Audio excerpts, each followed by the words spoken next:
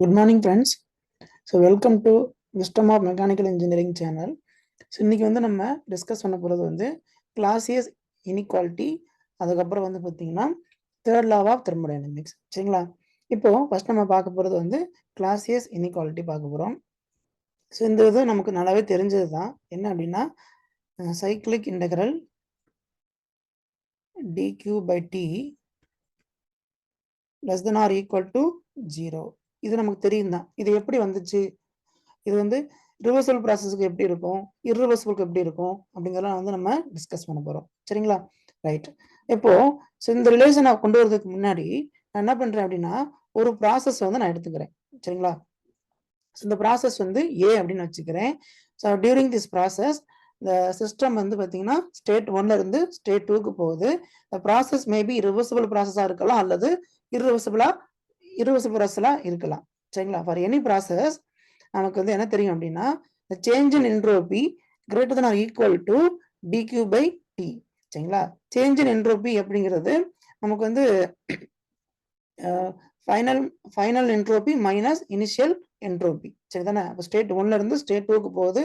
அப்போ S2 minus S1 இதை வந்து change in entropy for this process.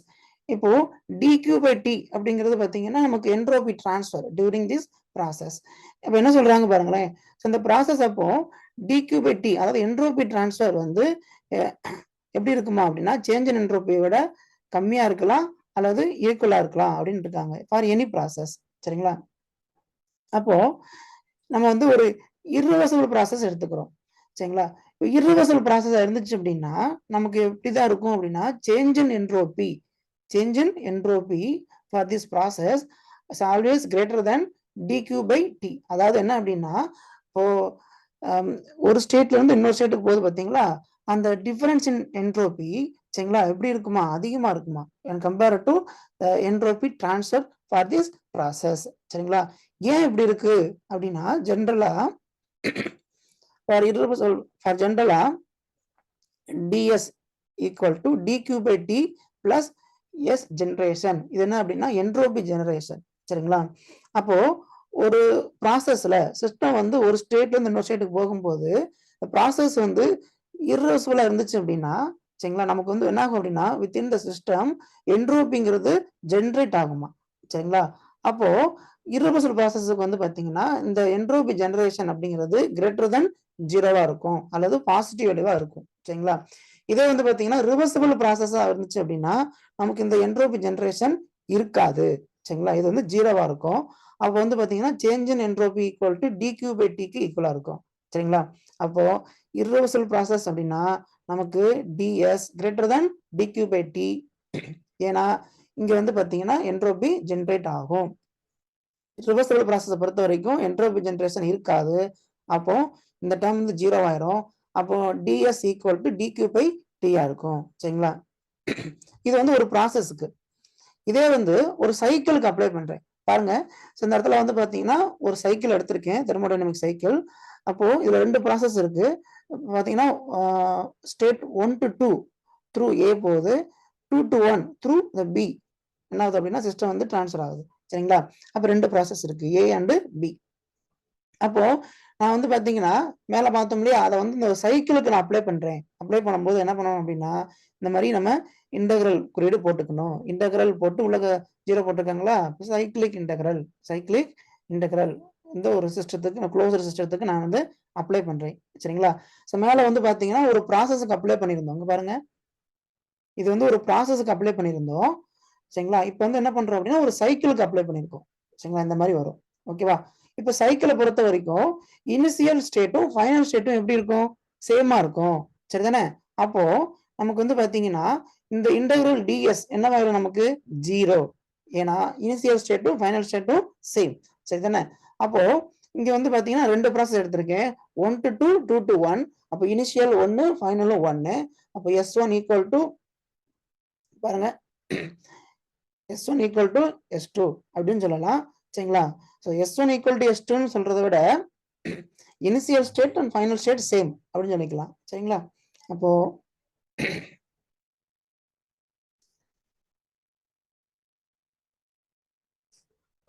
Initial state equal to final state. சரிங்களா? S1 equal to S2 அப்படினாலும் நமக்கு difference வந்தா என்ன ஆயிரும்? 0 ஆயிரும் இல்லையா? ரைட், இருக்கட்டும்.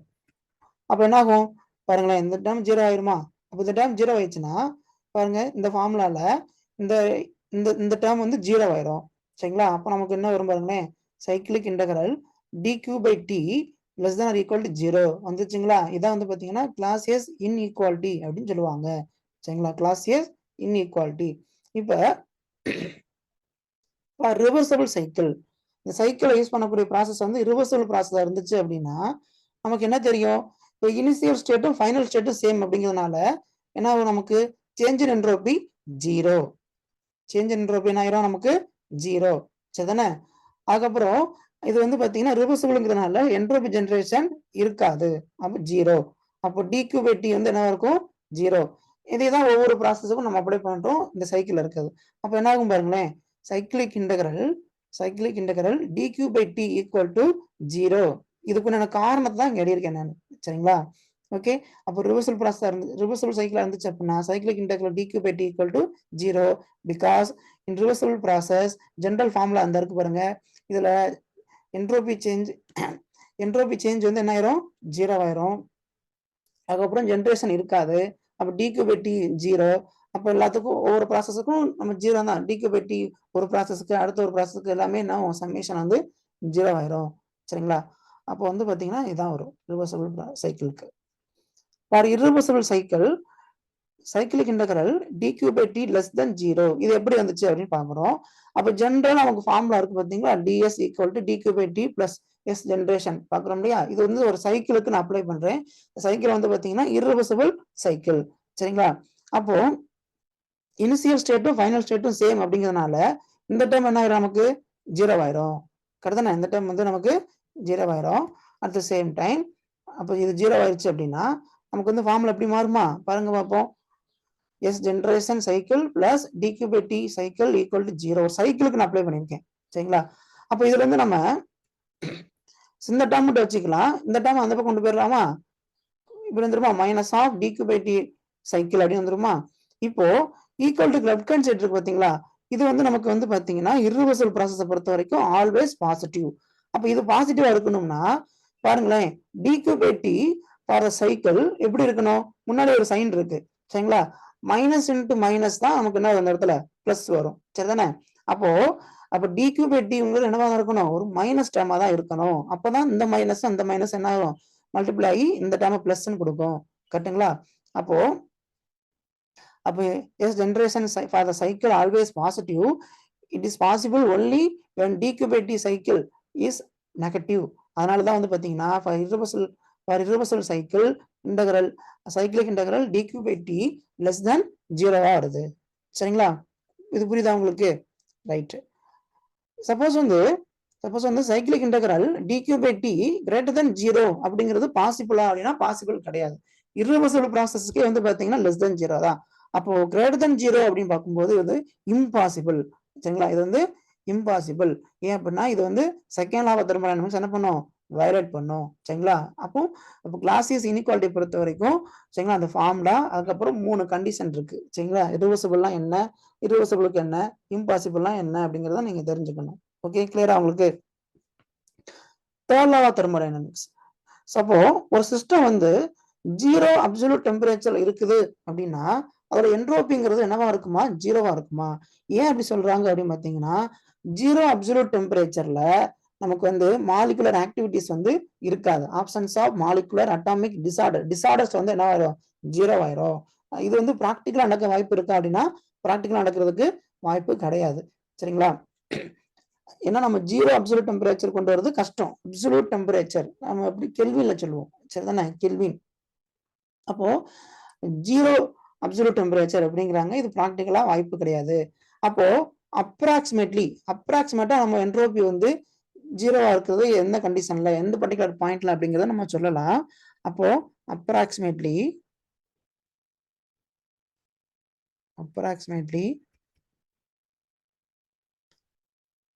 ஃபார் ஸ்டீம் 0 டிகிரி செல்சியஸ்ல என்ட்ரோபி வந்து என்னவா இருக்குமா? 0வா இருக்கும் அப்படிங்கிறாங்க. For refrigerant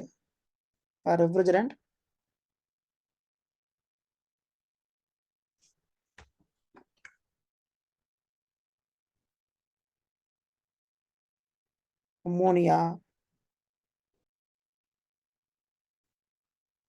freon 12,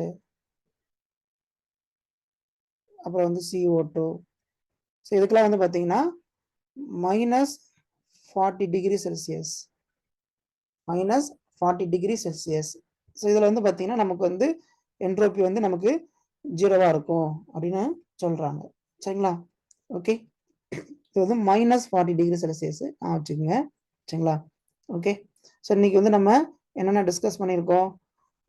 Clausius inequality பார்த்துருக்கோம். அதுக்கப்புறம் வந்து தேர்ட் லா ஆஃப் தெர்மோடைனமிக்ஸ் பார்த்துருக்கோம். ஸோ இந்த வீடியோ உங்களுக்கு பிடிச்சிருந்தா லைக் பண்ணுங்க, நிறைய பேருக்கு ஷேர் பண்ணுங்க, அவங்களுக்கு யூஸ்ஃபுல்லா இருக்கும். சரிங்களா? அதுக்கப்புறம் சப்ஸ்கிரைப் பண்ணிக்கோங்க. ஓகேவா? தேங்க்யூ. இன்னொரு வீடியோவில் மீட் பண்ணுவோம். தேங்க்யூ.